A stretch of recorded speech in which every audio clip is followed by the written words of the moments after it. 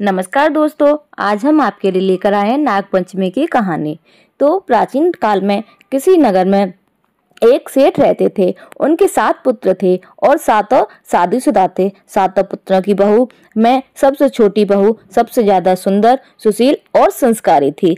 एक दिन सबसे बड़ी बहू ने सभी देवरानियों से कहा कि आज घर को लीपने के लिए पीली मिट्टी लेकर आते हैं। सभी बहुएं डलिया और खुरपी लेकर मिट्टी लेने चली गईं। जब बहुएं मिट्टी खोदने लगी तब वहां एक सांप निकला। बड़ी बहू उसको सांप को खुरपी से मारने लगी तो छोटी बहू बोली, मत मारो इसे, यह बेचारा तो निरपराध है।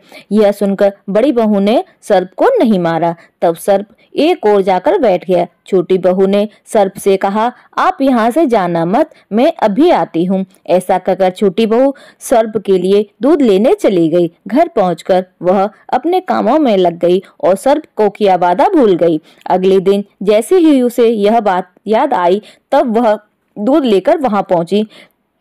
तब उसने देखा सर्प तो वहीं बैठा है। सर्प को देखकर वह बोली, भैया मुझे माफ कर दो, मैं अपने कार्य में लगकर आपसे किया वादा भूल गई। तब सर्प बोला, मुझसे झूठ बोलने के लिए मैं अभी तेरे को डस लेता, लेकिन तूने मुझे भैया कहा है इसलिए मैं तुझे छोड़ रहा हूँ और आज से तू मेरी बहन हुई तो तुझे कुछ भी चाहिए वो तू मांग। छोटी बहू बोली, भैया मेरा कोई नहीं है, मुझे एक भाई मिल गया और मुझे कुछ नहीं चाहिए। जब भी मैं अपने भाई को पुकारूं तुम चले आना। कुछ दिनों बाद सावन के महीने में सेठ जी की सभी बहुएं अपने अपने पीहर जाने लगी और छोटी बहू से बोली, तेरा तो कोई पीहर है नहीं तो वो कहाँ जाएगी। यह सुनकर छोटी बहू बहुत रोई। तभी वह सर्प एक मनुष्य का रूप धारण करके उसके घर आया और बोला, मेरी बहन को भेज दो। तब सबने कहा, इसका तो कोई भाई नहीं है। तो वह बोला, मैं दूर के रिश्ते का भाई लगता हूँ। इस तरह विश्वास दिलाने पर घर के लोगों ने छोटी बहू को उसके साथ भेज दिया। रास्ते में उसने छोटी बहू को बताया, बहन मैं तुम्हारा भाई सर्प हूँ और तुम्हें अपने साथ अपने घर नागलोक ले जाने आया हूँ। तुम डरना मत, तुम मेरी पूंछ पकड़ लो।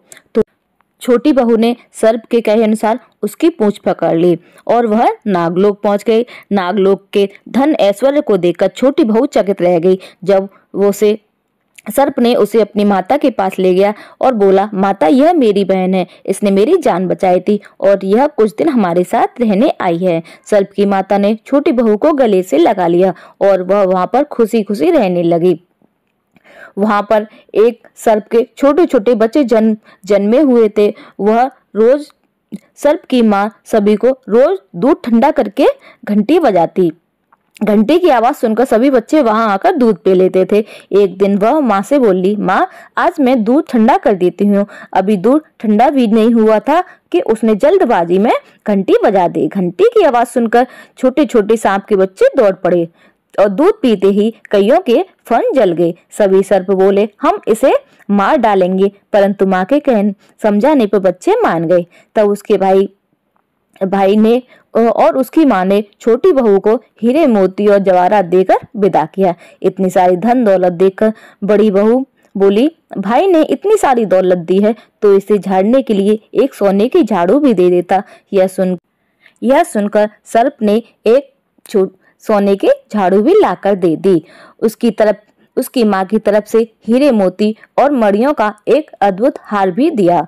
उस हार की प्रशंसा सारे नगर में होने लगी। जब यह प्रशंसा नगर की रानी ने सुनी तो उस हार को पाने की इच्छा उसने राजा को बताई। राजा ने तुरंत अपने सैनिकों को वह हार लेने के लिए भेज दिया।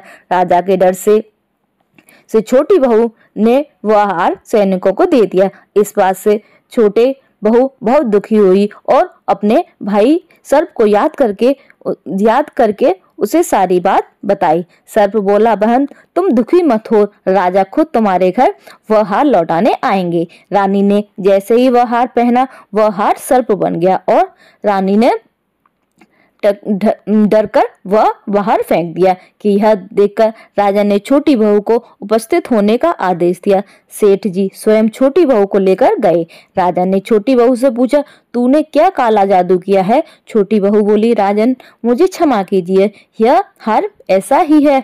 यह हार मुझे मेरे भाई ने दिया है। इतनी देर में वह नाग वहां प्रकट हो गया और बोला, यह मेरी बहन है और यह हार मैंने इसे दिया है। यह देखकर सभी लोगों ने नाग देवता को प्रणाम किया, क्योंकि उस दिन पंचमी तिथि थी, इसलिए उस दिन से नाग पंचमी का त्योहार मनाया जाता है।